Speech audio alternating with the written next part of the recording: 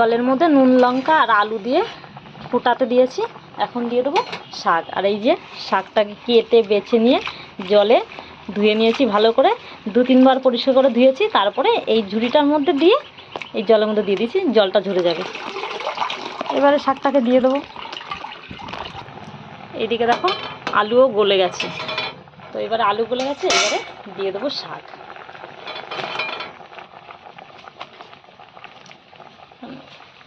আলুটা গলে গেলে কি হবে, শাকটা একটু মাখা মাখা হবে। ব্যাস, এবারে একটু ঢেকে দেবো। এখন ঢেকে দিয়ে দিলাম শাকটা। দেখো কুমড়ো শাকের রঙটা কতটা চেঞ্জ হয়ে গেছে, দেখছো? এবার একটুখানি নেড়ে চেড়ে দেবো। এখন দিয়ে দেবো একটু হলুদ।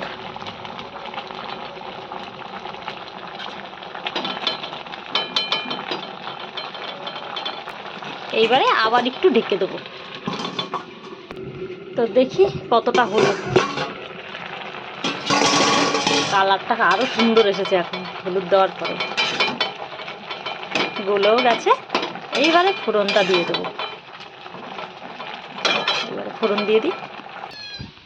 এখন ঢেলে নেবো ফোড়ন দেওয়ার জন্য। এখন কড়াইতে দেবো একটু সর্ষের তেল, বেশি দেবো না কারণ অল্প শাক তো। এখন দিয়ে দেবো একটু রাঁধুনি। একটু শুকনো লঙ্কা দিলে ভালো হতো, কিন্তু শুকনো লঙ্কা আমার কাছে নেই। তো এইবারে আমি ফোড়নে শাকটাকে দিয়ে দেবো।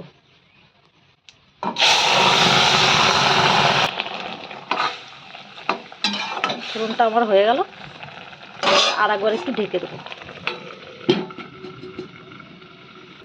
চলো দেখি কতটা হলো। একটু ভেঙে চুড়ে দেবো আলুগুলো, শাকগুলোকে একটু ভেঙে চুড়ে একটু ঘেটে ঘুটে দেবো, তাহলে একটু মাখা মাখা হবে। বাহ, সুন্দরই হয়েছে, গন্ধও সুন্দর বেরিয়েছে। এরকম হেলদি খাবার আর কিছু হতেই পারে না। এটা তো আমি রান্না করলাম নিরামিষ।